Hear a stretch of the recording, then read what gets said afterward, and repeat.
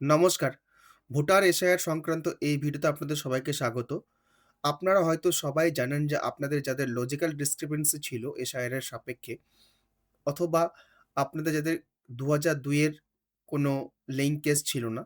তো সেই সমস্ত ব্যাপারে ইলেকশন কমিশন অফ ইন্ডিয়ার তরফ থেকে যে নোটিশ সার্ভ করা হয়েছে, তার এগেইনস্ট এ হয়তো আপনারা বিএলওর কাছে ডকুমেন্ট সাবমিট করছেন। সেই ডকুমেন্ট সাবমিশন পর্যায়ে কিন্তু এখন অনলাইন সেটা শুরু করে দিয়েছে ইলেকশন কমিশনের যে অফিসিয়াল ওয়েবসাইট। সেখানে আপনারা দেখতেই পাচ্ছেন এই যে একটা অপশন এখানে এনেবল করে দেওয়া হয়েছে যে submit document against notice issued. যাদের নোটিস ইস্যু হয়েছে তারা কিন্তু এখন কিন্তু অনলাইনে সেই ডকুমেন্ট কিন্তু সাবমিট করতে পারবেন।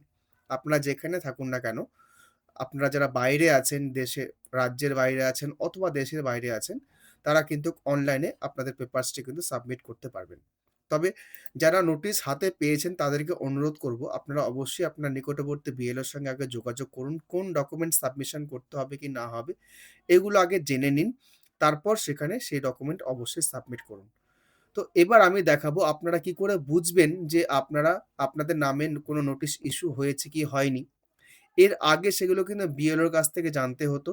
এখন কিন্তু আপনারা চাইলে নিজেদের ভোটার কার্ডের নাম্বার দিয়ে এই অপশন থেকে কিন্তু আপনারা আপনাদের যে নামে নোটিশ ইস্যু হয়েছে কি হয়নি এই অপশন থেকে জানতে পারবেন। আমি এখানে ক্লিক করে নিচ্ছি একবারে।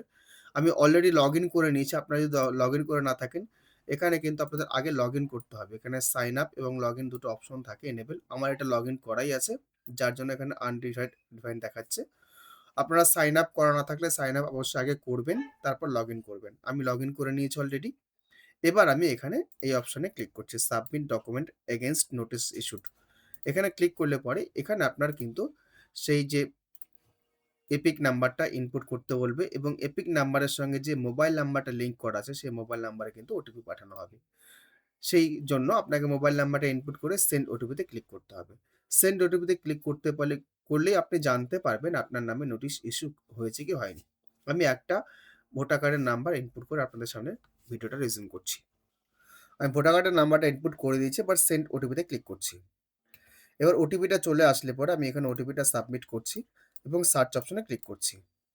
যখনই আমি সাবমিট করলাম ওটিপিটা, দেখুন no notice has been served এখানে লাল সাইন দিয়ে আসবে আপনার কাছে। আপনি সেটা দেখে নিলেন, তার মানে বুঝতে পারলেন যে আপনার নামে কিন্তু নোটিস ইস্যু করা নেই। তো এইভাবে কিন্তু আপনারা চেক করতে পারবেন আপনাদের নামের এগেইনস্টে বা ভোটার কার্ডের এগেইনস্টে নোটিস ইস্যু করা হয়েছে কি হয়নি বা সার্ভ করা হয়েছে কি হয়নি। যেটা এর আগে কিন্তু ছিল না অনলাইনে চেক করার পদ্ধতি। আপনাদেরকে বিএলওর কাছে জানতে হতো যে আপনার নামে নোটিস এসছে কি আসেনি। আপনারা এই পদ্ধতি কিন্তু জেনে নিতে পারবেন যে আপনাদের এগেইনস্টে নোটিস ইস্যু হয়েছে কি হয়নি।